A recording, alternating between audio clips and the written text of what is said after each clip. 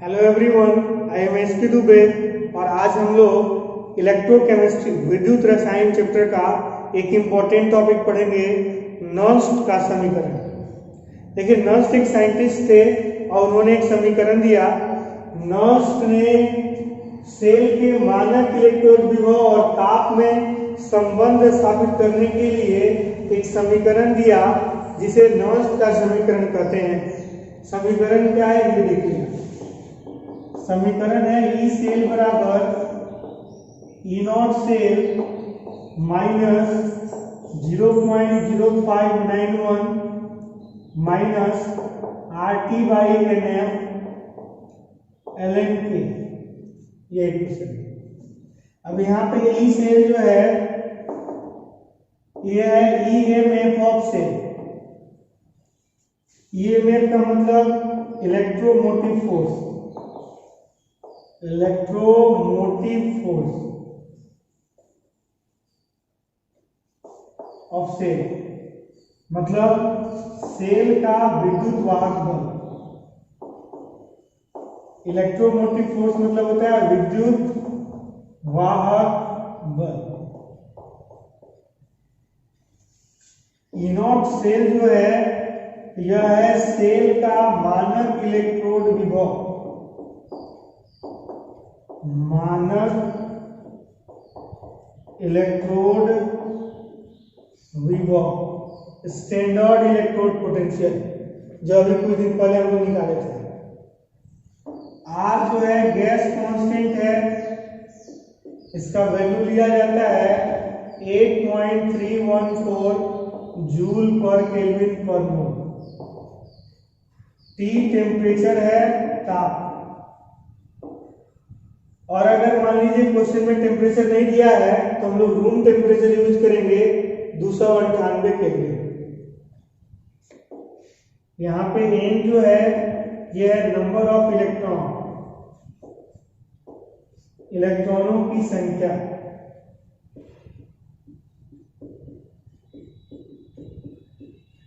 इलेक्ट्रॉनों की संख्या। F जो है ये है फैराडे कांस्टेंट, फैराडे का स्थिरांक, और इसका मान होता है 96,500 किलो। K जो है यहाँ पे ये है साम्य स्थिरांक। साम्य स्थिरांक पढ़े थे ना, कैसी वही वाला है साम्य स्थिरांक, इक्विलिब्रियम कांस्टेंट। और जो एलेन है ये एलेन है, एलेन मतलब आप लॉग ही समझिएगा, लेकिन उसमें 2.303 लगा है। एलेन मतलब 2.303 लॉग।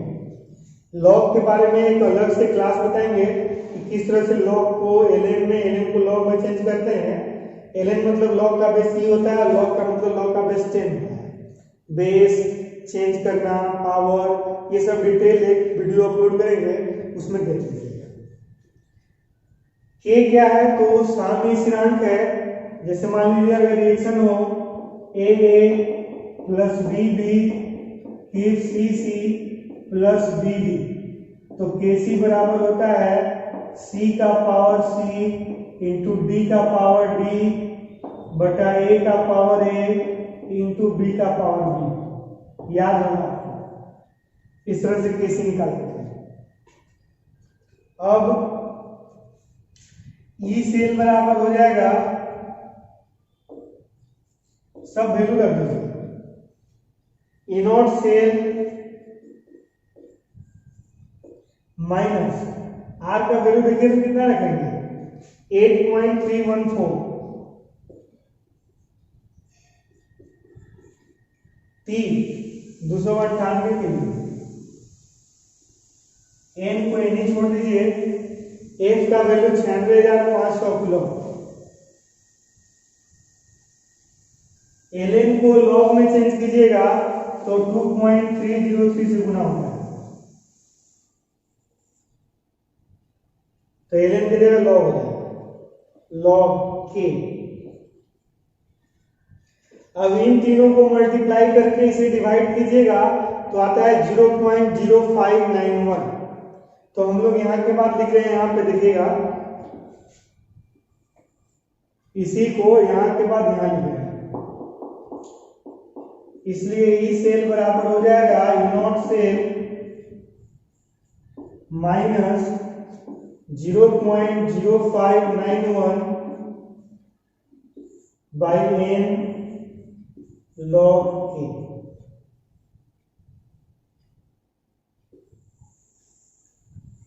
ये नर्स्ट इक्वेशन का सिंपलेस्ट फॉर्म है। ये हो गया नर्स्ट इक्वेशन और ये नर्स्ट इक्वेशन का सिंपलेस्ट फॉर्म। न्यूमेरिकल बनाते समय हम लोग यही फॉर्मूला यूज करेंगे। ये रफ में लिख लीजिएगा, इक्विलिब्रियम कांस्टेंट साम स्थिरांक के बारे में लिखिए। नर्स्ट का समीकरण में ये पूरा लिख लीजिएगा और ये लास्ट में लिख लीजिएगा, बस।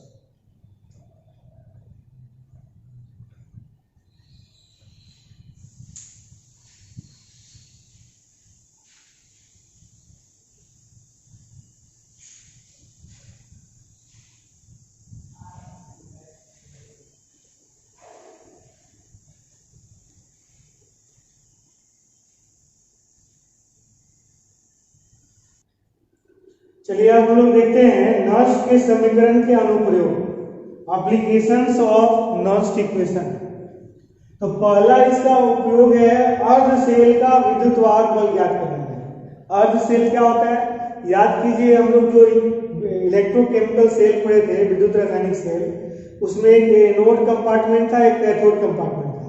एनोड कंपार्टमेंट के रिएक्शन को कहते थे ऑक्सीकरण अर्ध अभिक्रिया और कैथोड कंपार्टमेंट की रिएक्शन को कहते थे अवकरण अर्ध अभिक्रिया, यानी अर्ध लगाते थे, यानी अर्ध सेल था। केवल एनोड वाला रिएक्शन भी अर्ध सेल अभिक्रिया है और केवल कैथोड वाला भी अर्ध सेल अभिक्रिया है। दोनों को जोड़ देंगे तो वह सेल अभिक्रिया होता है। तो एक अर्ध सेल अभिक्रिया ले लेते हैं, यानी या तो एनोड का रिएक्शन ले लेते हैं या तो कैथोड का। चलिए कैथोड का लेते हैं। Cu2 प्लस 2 इलेक्ट्रॉन लेकर के Cu बनाता है। मान लीजिए यह एक अर्ध सेल अभिक्रिया है।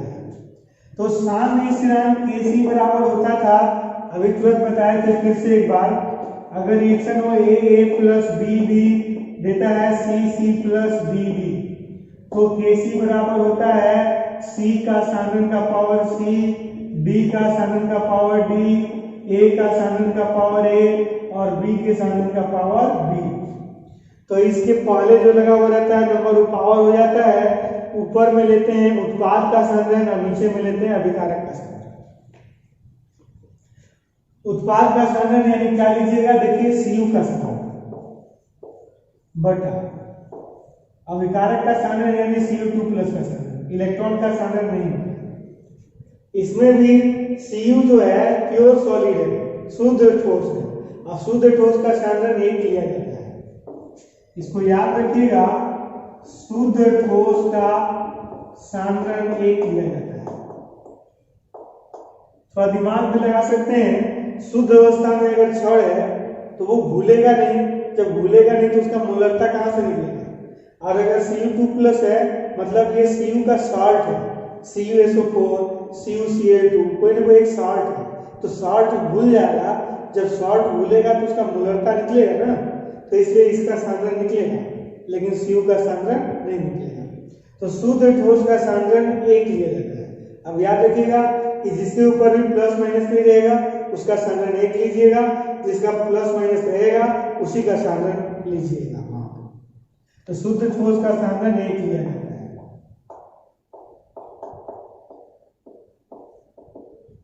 अगर एक लिया जाता है तो हम लोग लिख देंगे K बराबर 1/Cu2 प्लस का सांद्रण। अब फॉर्मूला से नर्स्ट का इक्वेशन था E सेल बराबर E not cell minus, last में देखिए आया था 0.0591 बाई n log K। अब K का वैल्यू रख दीजिए 1 by concentration of Cu2 plus का सांद्रण। अब अगर क्वेश्चन में E not cell Cu2 plus से Cu का वैल्यू दिया है, n नंबर ऑफ इलेक्ट्रॉन 2 है, Cu2 प्लस का भी सांद्रण दिया है, तो हम लोग इसका E सेल निकाल सकते हैं, यानी कि नर्स्ट के इक्वेशन की सहायता से हम लोग अर्ध सेल का विद्युत वाहक बल ज्ञात कर सकते हैं।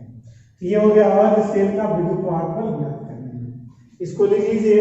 इसके बाद सेल का विद्युत वाहक बल ज्ञात करेंगे।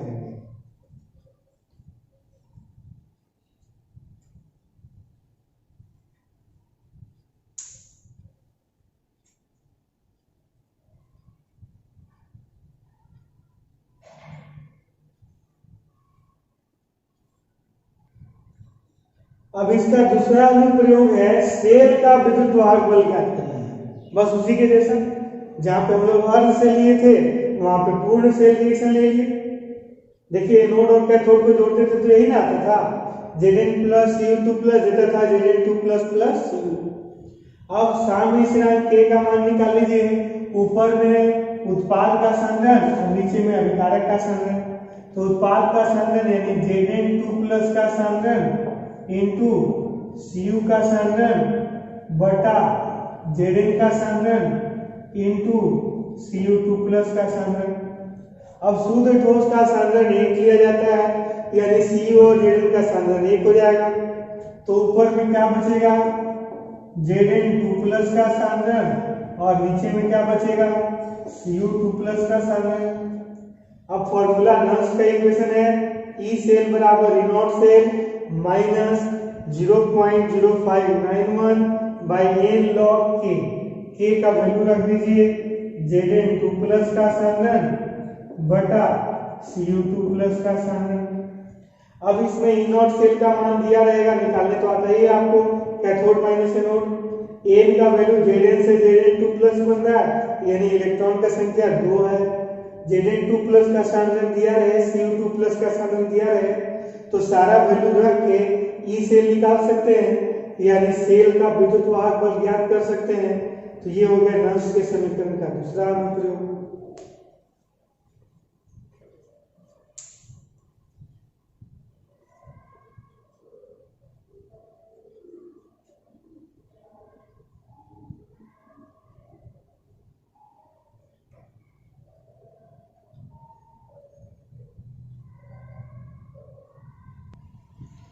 तीसरा अनुप्रयोग है साम्य स्थिरांक ज्ञात करना। साम्य स्थिरांक यानी इक्विलिब्रियम कांस्टेंट। अब याद कीजिए ई सेल बराबर फॉर्मूला था E not cell minus 0.0591 by n log k।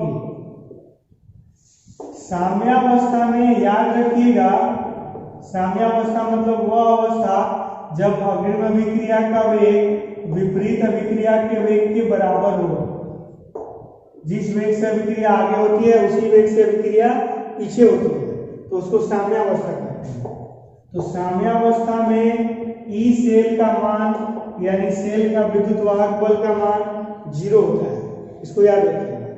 अब ई सेल हो गया 0, ये है माइनस में, इधर आएगा तो क्या हो जाएगा प्लस में 0.0591 बाई n log k बराबर E नॉट सेल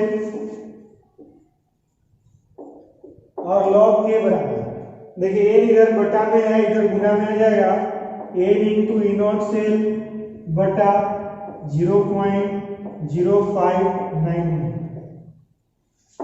इसलिए k बराबर log इधर जाके एंटी लॉग बन जाएगा, तो हो जाएगा anti log n into E not cell by 0.0591।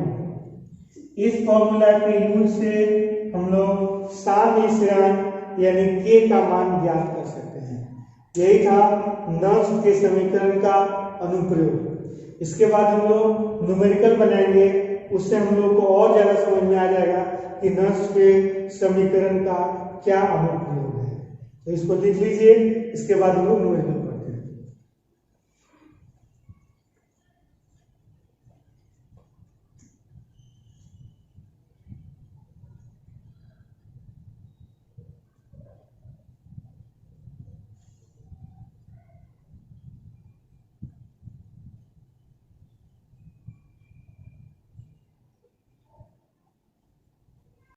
अब हम लोग एक न्यूमेरिकल बनाते हैं। एनसीईआरटी बुक का एक न्यूमेरिकल है, राइट नॉन्स equation and find EMF of cell. और ये इस तरह से क्वेश्चन दिया हुआ है। इस क्वेश्चन के लिए पहले तो आपको नॉन्स इक्वेशन लिखना है, उसके बाद इसका ईएमएफ ऑफ सेल फाइंड करना है। अब आप जो तरीका पहले से जानते होंगे उसको हटाइए, अब नया तरीका हम सिखाते हैं आपको वैसे बनाना है। देखिए कितना सिंपल तरीका है। सबसे पहले आप इसका रिएक्शन लिखिए।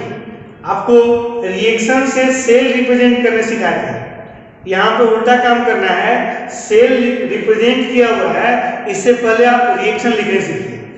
कैसे लिखना है देखिए, एकदम सिंपल तरीका है। देखिए याद होगा ये एनोड होता है और ये कैथोड होता है। तो एनोड का फर्स्ट जो है वो ले लीजिए Mg, एनोड का फर्स्ट Mg प्लस साइन देके कैथोड का फर्स्ट लीजिए। कैथोड का फर्स्ट क्या है Cu2 प्लस, एरो दीजिए। एनोड का सेकेंड ले लीजिए Mg2 प्लस प्लस कैथोड का सेकेंड ले लीजिए C। पहले दोनों का फर्स्ट, फिर एरो देने के बाद दोनों का सेकेंड, इसका भी सेकेंड और उसका भी सेकेंड। इस तरह से हम लोग सेल रिएक्शन लिख लेते हैं। सेल रिएक्शन जब लिख लिए तो K बराबर याद कीजिए concentration of C into D. इसका तो प्योर सॉलिड का 1 हो जाएगा कॉन्सेंट्रेशन, यानी कॉन्सेंट्रेशन ऑफ Mg2 प्लस। इतना दिमाग मत लगाइए कि किसका 1 होगा किसका नहीं होगा, बस देखिए जिसके ऊपर प्लस माइनस रहेगा सिर्फ उसी का कॉन्सेंट्रेशन लेना है। Mg2 प्लस का कॉन्सेंट्रेशन लेना है। अच्छा, ऊपर में राइट साइड वाले का कॉन्सेंट्रेशन लेना है और नीचे में लेफ्ट साइड वाले का कॉन्सेंट्रेशन लेना है, और उसमें भी उसी का लेना है जिसके ऊपर प्लस माइनस होगा।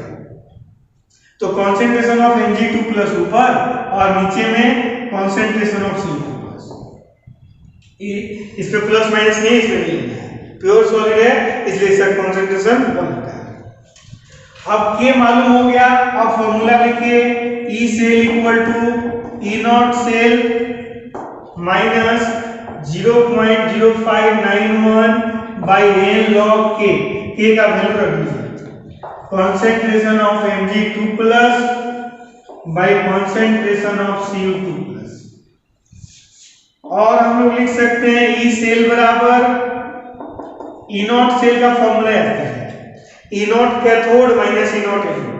कैथोड है Cu2 प्लस से C, E not Cu2 plus से C minus E not anode. याद कीजिए एनोड जो है इसको उल्टा लिखते हैं फॉर्मूला में।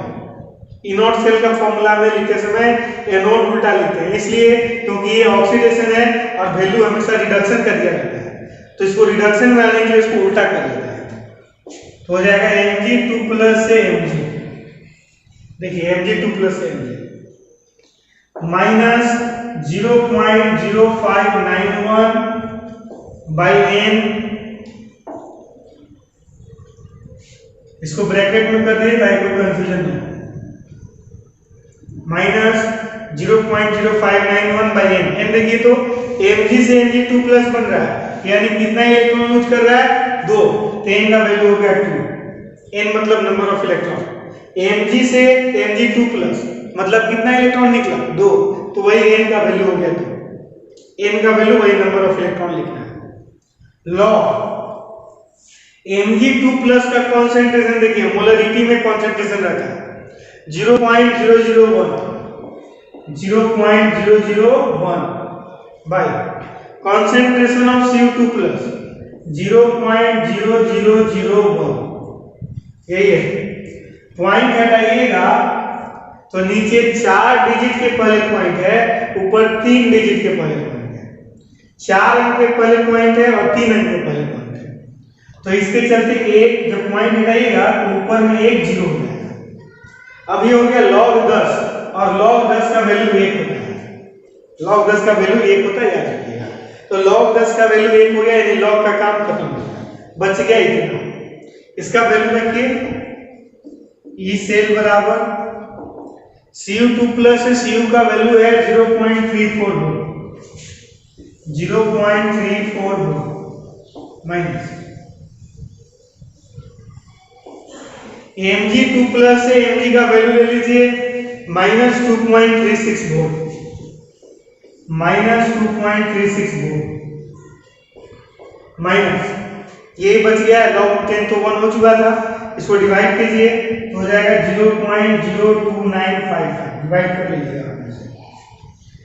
अब ये माइनस माइनस क्या हो जाएगा, प्लस, यानी 0.34 प्लस 2.36 माइनस 0.02955, इसको ऐड कीजिएगा तो हो जाएगा 2.70 और माइनस कीजिएगा उसमें से 2.70 में से 0.2955 को माइनस कीजिएगा 2.67045, इतना वोल्ट होगा। जैसे ई नॉट सेल का वैल्यू लिखते हैं ना वोल्ट में, तो ई सेल का वैल्यू भी ईएमएफ ऑफ सेल भी वोल्ट में लिखा है, इसका भी यूनिट वोल्ट में है। तो इतना वोल्ट आ गया इसका आंसर, इसको लिख लीजिए। इसके बाद हम लोग सेकेंड न्यूमेरिकल बनाते हैं।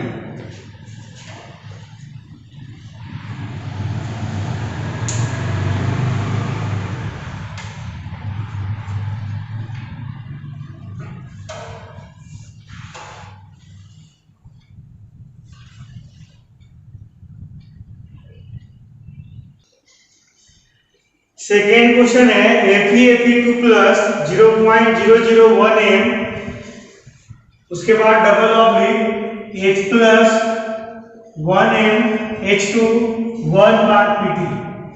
यहाँ पे ये जो H प्लस H2 1 बार PT है, ये आप समझ लीजिए वही है SHE, स्टैंडर्ड हाइड्रोजन इलेक्ट्रोड। इसमें मेन हम लोग को मतलब है H प्लस और H2 से। बाद में जो प्लेटिनम है वो ये बता रहे गैस इलेक्ट्रोड जो रहता है, जैसे हाइड्रोजन गैस होता है, तो यहाँ पे जो Fe2 प्लस है, Fe जो है सॉलिड है, Fe2 प्लस का सॉल्यूशन है बिल्कुल। लेकिन जब गैस इलेक्ट्रोड लेते हैं तो उसमें एक सॉलिड रॉड लेना पड़ता है, सॉलिड रॉड है वहां पे प्लैटिनम। प्लैटिनम के कॉन्सेंट्रेशन से कोई मतलब नहीं, मतलब यहाँ पे यही समझिए कि प्लैटिनम का कोई यूज नहीं फिलहाल न्यूमेरिकल बनाने के लिए। ऐसे प्लैटिनम का मतलब ये है कि ये गैस इलेक्ट्रोड है, इसलिए प्लैटिनम रहेगा, तभी वो क्वेश्चन सही है। लेकिन अगर गैस इलेक्ट्रोड नहीं रहता तो प्लैटिनम नहीं रहता, अगर गैस इलेक्ट्रोड है तो प्लैटिनम है, अगर वो है भी तो उसका हमको कोई जरूरत नहीं है, यानी प्लैटिनम को बिना देखे चलिए। अगर प्लैटिनम नहीं देखिएगा तो देखिए कितना सिंपल हो गया क्वेश्चन। फिर से उसी के जैसा जैसे पिछला बनाए थे वैसे बना दीजिए। सबसे पहले रिएक्शन लिखिए, इसका फर्स्ट Fe प्लस इसका फर्स्ट H प्लस, एरो दीजिए, इसका सेकेंड Fe2 प्लस प्लस इसका सेकेंड H2। एक चीज हमेशा याद रखिएगा कि ज्यादातर लोग देखते हैं कि किसी क्वेश्चन को बनाने में उसको बैलेंस करने की जरूरत नहीं है, तो अगला क्वेश्चन भी उसी मेथड से बनाने लगते हैं। लेकिन आपको हर क्वेश्चन को बैलेंस करते हुए चलना है ताकि कभी गलती से भी गलती ना हो। हाइड्रोजन अगर यहाँ पे 2 है और यहाँ 1 है तो पहले यहाँ पे 2 लगा दीजिए। रिएक्शन लिखने के बाद पहले आपको रिएक्शन बैलेंस करना है, तभी आगे बढ़ना है। अब इक्विलिब्रियम कांस्टेंट K बराबर होता है प्रोडक्ट का कंसंट्रेशन बाय रिएक्टेंट का कंसंट्रेशन, और हम बोले हैं कि सिर्फ उसी का कंसंट्रेशन लीजिएगा जिसके ऊपर प्लस माइनस है। तो प्रोडक्ट वाले में देखिए ये वाला है concentration of Fe2 plus, reactant वाले में सिर्फ H प्लस है, और जो भी नंबर पहले लगा रहता है वो पावर लगता है, यानी H प्लस का पावर 2। क्योंकि आप याद कीजिए अगर रिएक्शन है AA plus BB give CC plus DD, तो KC बराबर होता है कंसंट्रेशन ऑफ C का power C into concentration of D का पावर D, A का पावर A और B का पावर B। देखिए जो नंबर पहले रहता है वो पावर हो जाता है, तो अगर पहले 2 लगा हुआ है तो इसका पावर हो जाएगा 2, जो नंबर पहले है सिर्फ वही पावर होता है।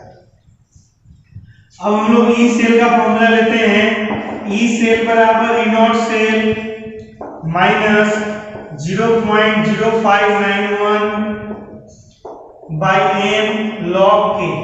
K के जगह पर रख दीजिए concentration of Fe2 plus by concentration of H plus का स्क्वायर।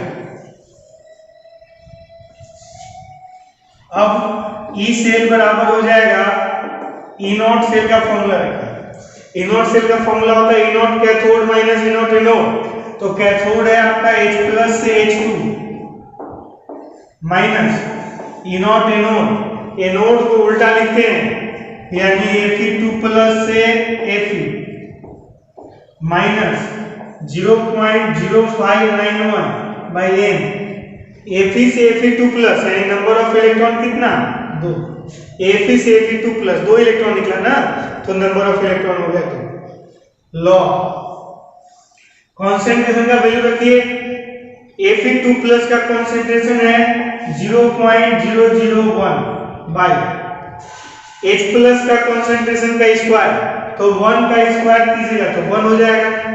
यहाँ पे तो स्क्वायर का कोई मीनिंग नहीं निकला क्योंकि 1 था, लेकिन कहीं कहीं जहाँ 1 नहीं रहेगा और स्क्वायर नहीं कीजिएगा तो गलत हो जाएगा, क्योंकि वहां पे उसका मीनिंग निकलता है। तो इसलिए स्क्वायर लेंगे, 1 का स्क्वायर यानी 1। पॉइंट हटाएंगे तो 1 2 3 जीरो आएगा। नीचे में 10 का पावर 3, 1000 का मतलब 10 का पावर 3, ऊपर जाएगा 10 का पावर -3। तो हम लोग आगे फिर बढ़ते हैं। ई सेल बराबर H प्लस H2 का वैल्यू 0 0 होता है, याद रखिएगा। H प्लस H2 का value 0 0 minus Fe2 plus Fe का वैल्यू है -0.44। यहाँ देखिए वैल्यू लिख दिए है, एग्जाम में वैल्यू दिया हुआ है, माइनस इसको डिवाइड कीजिएगा 0.02955 हो जाएगा, और 10 का पावर 3 ऊपर जाएगा तो हो जाएगा 10 का पावर -3, यानी log 10 का पावर -3। पावर पहले आके मल्टीप्लाई हो जाता है, तो -3 पहले आके मल्टीप्लाई हो जाएगा तो माइनस माइनस क्या हो जाएगा प्लस 3 into 0.02955, और log 10 का वैल्यू कितना हो जाएगा 1, यानी वो खत्म हो गया, अब इतना बचा। इसलिए ई सेल बराबर, ये देखिए 0 है तो माइनस माइनस क्या हो जाएगा प्लस 0 प्लस इतना, यानी 0.44, यानी इसमें सिर्फ प्लस करना है, ये दोनों मल्टीप्लाई करके इसमें ऐड कर देना है। तो ये आंसर हो जाएगा 0.523 वोल्ट, मल्टीप्लाई करके ऐड कर लीजिएगा। सेकेंड क्वेश्चन सोल्व कर दिए। इसी तरह से थर्ड क्वेश्चन आप अपने से भी सोल्व कर सकते हैं, इसको लिख लीजिए, अपने से पहले ट्राई कीजिए फिर हम बताते हैं।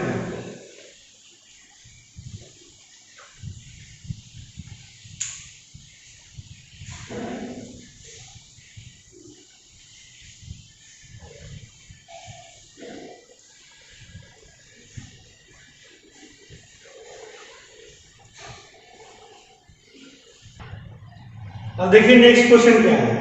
हम आपको इसलिए बोले थे कि अपने से ट्राई कीजिएगा क्योंकि उसमें सिर्फ Fe की जगह Sn है, जहां जहां Fe है वहां Sn है, तो बनाते समय भी वही कर दीजिए, जहां जहां Fe है वहां Sn ले लीजिए। जैसे यहाँ पे देखिए Sn2 प्लस कॉन्सेंट्रेशन चेंज है थोड़ा सा, 0.05 m है और H प्लस का दिया है 0.02 है, तो वो भी वैल्यू चेंज कर लेंगे। जब Fe की जगह Sn है, देखिए रिएक्शन में भी फर्स्ट यानी Sn लेंगे और प्लस H प्लस, फिर दोनों का सेकेंड, इसका सेकेंड क्या है Sn2 प्लस और इसका सेकेंड H2, रिएक्शन को बैलेंस कर लेंगे, यहाँ 2 है तो यहाँ 2 लगा लेंगे। K का फॉर्मूला में वही, यहाँ पे देखिए Sn2 प्लस है, नीचे वही H प्लस का स्क्वायर हो जाएगा। ई सेल का फॉर्मूला भी वही रहेगा, E not cell minus 0.0591 by n log Fe2 plus की जगह पे है Sn2 प्लस। यहाँ पर भी फॉर्मूला लिखते समय जो आपका एनोड है वो लिखिएगा, एनोड है Sn2 plus Sn2 plus Sn, anode उल्टा लिखते हैं इसलिए Sn2 प्लस Sn।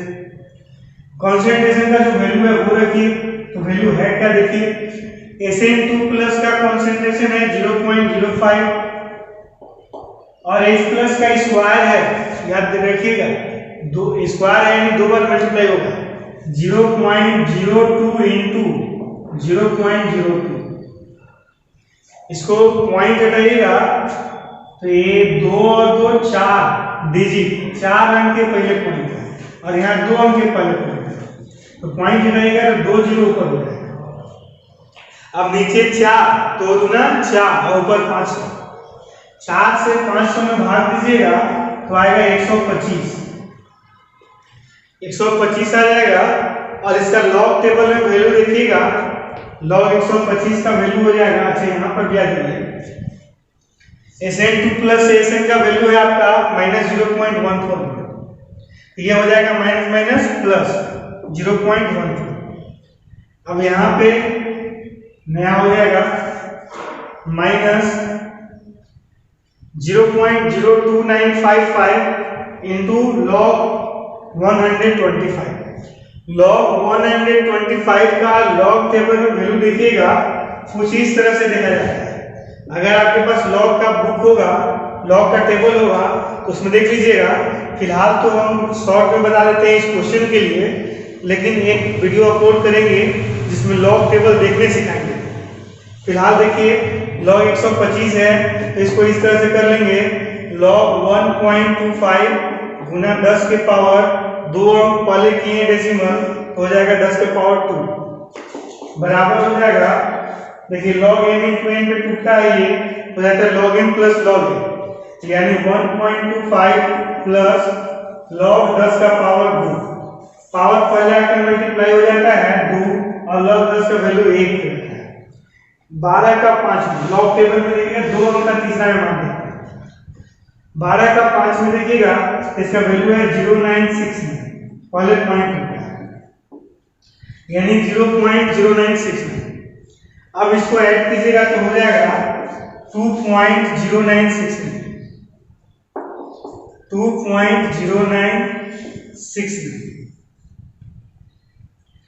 2.097 भी लेके चल सकते हैं। ये हो गया log 125 का।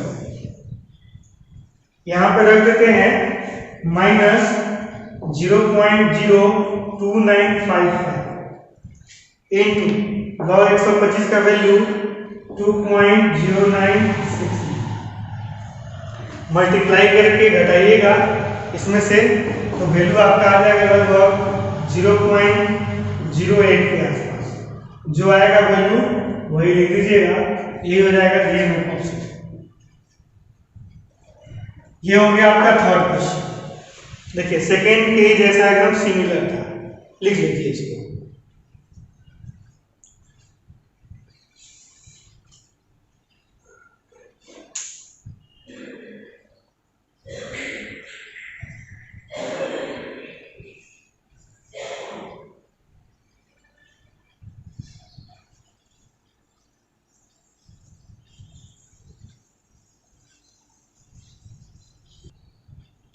अब हम लोग फोर्थ क्वेश्चन बनाते हैं। देखिए ये थोड़ा वो तीनों क्वेश्चन से अलग हटके है थोड़ा सा। याद कीजिए प्लेटिनम जब लगा रहता था तो बताए थे कि जहां कहीं भी गैस इलेक्ट्रोड या लिक्विड इलेक्ट्रोड रहेगा तो वहां पे सॉलिड रॉड के लिए प्लेटिनम लिया जाता है। अगर खुद वो सॉलिड जैसे थी तो वहां पे प्लेटिनम लेने का जरूरत नहीं है, लेकिन अगर वो लिक्विड या गैस है तो वहां पे प्लेटिनम लिया जाता है। अब यहाँ पे देखिए हाइड्रोजन में भी प्लेटिनम है, ब्रोमीन में भी प्लेटिनम है, लेकिन इसके चलते रिएक्शन में भी चेंज हो जाएगा। जो हम लोग रिएक्शन लिखते थे ना कि पहले इसका फर्स्ट और इसका फर्स्ट लेते थे, वैसे नहीं लेते। अगर पहले प्लेटिनम लग गया बाद में प्लेटिनम है तब तो कोई चेंज नहीं है, लेकिन अगर पहले प्लेटिनम लग गया तो ये समझ लीजिए कि उल्टा लिख दिया। आपको लिखते समय इसको सुधार के लिखना है, मतलब आपको पहले इसका सेकेंड लेना है। अब जैसे समझिए याद कर रहा हूं तो याद कीजिए, पहले इसका लेंगे Br माइनस, इसका जैसे लेते थे वही लेंगे प्लस H प्लस। अब इधर इसका जो बच गया था Br2 और इसका H2 बैलेंस कीजिए। 2 है तो यहाँ पर 2 लगाइए, ये भी 2 है तो यहाँ पर 2 लगाइए। इक्विलिब्रियम कांस्टेंट के देखिए ये तो प्योर स्टेट में है तो इसका 1 हो जाएगा। अब जिसपे प्लस माइनस रहता है उसका कॉन्सेंट्रेशन लिखा जाता है, तो कॉन्सेंट्रेशन ऑफ Br माइनस का power 2 into concentration of H plus का पावर 2। अब ई सेल का फॉर्मूला अब यहां से आगे आप बना लीजिएगा, यहां से आगे कोई चेंज नहीं करना है। ई सेल का formula E not cell minus 0.02955 0.0591 by N log K ए का वैल्यू रख दीजिए बी आर माइनस का स्क्वायर इंटू एच प्लस का स्क्वायर और ई सेल बराबर ई नॉट सेल का formula cathode minus anode H plus H2 minus anode Br2 Br minus. देखिए ये रिडक्शन ही दिया हुआ है इसलिए नहीं उल्टा करेंगे। ऑक्सीडेशन को रिडक्शन करने के लिए उल्टा कर देते हैं, ये खुद रिडक्शन लिया है तो इसलिए इसको ज्यों का त्यों लिखेंगे। माइनस 0.0591 बाई एन, एन का वैल्यू देखिए 2Br माइनस से Br2 बन रहा है यानी कितना इलेक्ट्रॉन निकल रहा है 2, तो एन का वैल्यू हो जाएगा 2 लॉग 1 बाई Br माइनस का कंसेंट्रेशन है 0.01 का स्क्वायर, Br माइनस का कंसेंट्रेशन का स्क्वायर करना है। H प्लस का कंसेंट्रेशन है 0.03, इसका भी कर दीजिए स्क्वायर। इसको सोल्व कीजिएगा, वैल्यू रखिए ई सेल बराबर इसका वैल्यू 0 माइनस Br2 से Br माइनस का वैल्यू है 1.09, इसको डिवाइड कीजिएगा तो हो जाएगा 0.0295 लॉग, इसको डिवाइड कीजिएगा तो आ जाएगा 1.11 गुना 10 का पावर 7,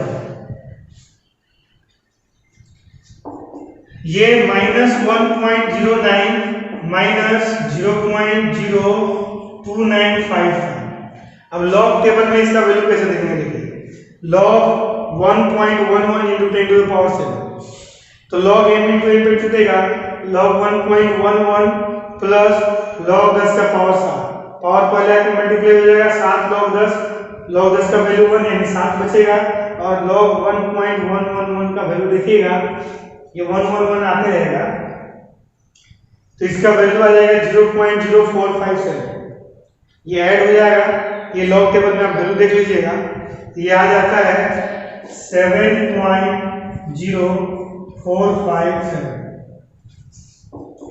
इक्वल टू, अब इन दोनों को मल्टीप्लाई करके और इसमें ऐड कर दीजिए, e माइनस है ऐड हो जाएगा तो इसका वैल्यू आ जाएगा 1.288 माइनस 1.288 वोल्ट।